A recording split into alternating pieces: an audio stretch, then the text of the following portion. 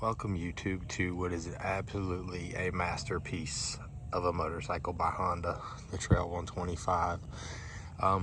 To answer it really quickly and to save you a lot of time, if you're looking around and you're poking around on YouTube saying, hey, I'm reading reviews on this bike to see if I should buy it, buy it. Right now, the verdict is buy it, 100%. A couple things, oh, well, it's only one passenger. There are many kits for the rear seat right here if you want. If you notice down here, it looks like there'd almost be a little kit that bonds some foot pegs, and that's because in other countries they do have foot peg kits. So you can get a passenger on there pretty easy. In the US, you just got to order it from overseas. It's a air-cooled 125cc, fuel injected, LED headlights and blinkers. It'll pull you through any damn thing. Now, looking at the cheat sheet, I got a little spec sheet here. You got a front suspension travel, 3.9 inches, rear suspension, 3.4. I'm a big boy, 6'4", 235. I don't really feel the need to beef this suspension up. And it partially because of how I ride, but this is my wife's bike, but when I ride it, I mean, I just don't really feel the need. It doesn't need a lot. There are people who do 180 kits on these bikes. They take the bore, I guess. I'm not sure what the bore over is on it, but they do some injection mods and some boring on it. Get it up to 180, but at that point, you go buy a TW200. But this bike's perfect for what it is. It's a great commuter. I've gotten it up to 52 miles per hour. Be aware of that on the street. The way that you shift it, and oh yeah, this, if you were wondering, this is a kickstart. So that is something that is on a brand new fuel injected bike. I can't think of any bike that's got a kickstart on it that's fuel injected, except maybe a bike. I think it was the Yamaha, it was a 400 or something that they had a few years ago. Heel toe shifter. You don't have to worry about your center stand because it comes from the factory with got a built-in center stand already there. Incredibly light. The frame, rock solid. Also, this bash plate, this bike, it's not a big, you don't need to get another bash plate really. Does it feel thin and flimsy? Yeah, but the bike's only 259 pounds. Both wheels, disc brakes, 17 inches up front. If you want to see something really funny, this is the master cylinder, and it's tiny, man. I mean, that's small master cylinder. So to me, I thought that was kind of funny. But let's take a look at your display right here.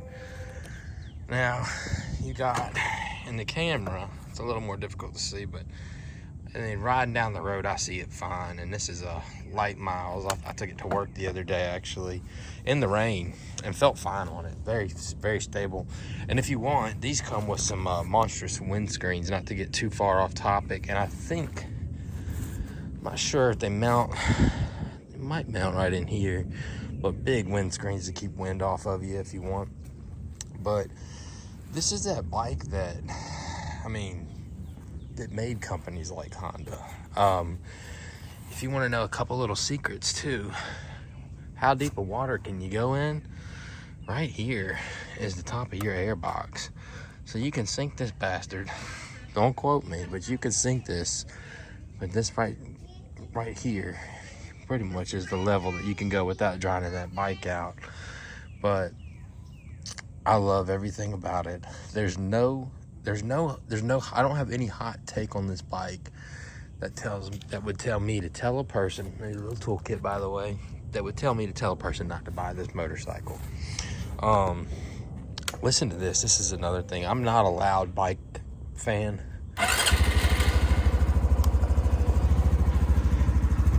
It is so quiet. It is so quiet. I told my wife, well, actually, I think it might have been her that said this. She says it doesn't even sound like it's powered by a gas. She says it sounds like it's powered by like a air tank, like a scuba tank. She says because it's just little light puffs of air, and even when you rev. But that little 125 is geared perfect, and it's like a mountain goat. And you really could, like what we did. So we got really big into the touring bikes for a little while. We tried our touring bikes. We tried our high-powered sport tours and all that stuff. DR, she's had a TW200. She had a Suzuki C50. She kept going down, and then I kept going down. I went from FJR 1300, VFR 1200X, then to the Voyager 1200. So I went down. I wound up DR 650. So anyway, we've actually kept going down in bikes, and the way that we want to see things is we would rather tow our bikes to the locations and then get stuff that can get you out there. And I have no doubt in my mind that this can handle most trails. And I might even link in the bottom of the video for YouTube. There's a guy on YouTube, and all he did was change his tires. I think he pulled his front fender off and changed his tires. And he runs this through some insane stuff, incredible stuff. And it's so light that my stock DR 650 with the death wings has trouble keeping up to it, like when we're just going through like wet grass in the yard or something like that. And this little thing just crawls right along, man. But if you know the history of these bikes, if you look them up, everything's simple, everything's basic. 150 miles per gallon. You got a 1.5 gallon fuel tank. Want to say, let's say 1.4 for being technical, but a seat height 31.5 inches, 9 horsepower. It's literally all the horsepower you need. 8 pounds of torque. Let's see, the Nissan brakes. Make sure I'm not missing anything on here. Looks like we pretty much covered most of everything. But the one thing to know about it, as an owner, I would recommend it every single day. I would ride it every single day. My wife loves this bike. She thought she liked the TW200 until she rode this bike. But this is a 1000% recommend. I'm gonna go ahead and do a ride review on this bike, and I'll put on the helmet. I'll show you the top speed. I'll show you what the acceleration's like if that's something that you want. But that's not what this bike is about. This bike is about getting the job of motorcycling done, and keeping everybody that wants to be in motorcycling there. I think as long as you got 2 legs to walk, or if you got even a leg and a makeup leg, you're gonna be good. This is the bike for everybody. I would recommend it to anyone that wants to ride. If you've got a means to get on one, this is it right here. Let me shut it off, wrap things up.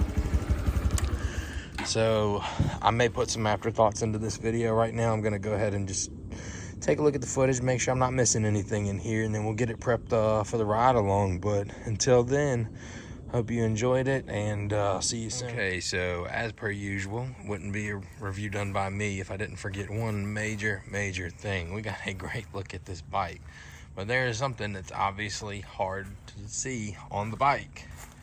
Where do you put your gas? Where is your gas tank? Well, that's all it is this. Turn your key here like that, and boom, and you are right there. So it can't get any easier. I have a pretty little girl looking for her daddy now, so we're gonna wrap this interview up, and I'm gonna splice these two together. I hope you all enjoyed. I'm gonna go see my little princess now. Take care, YouTube. Bye-bye.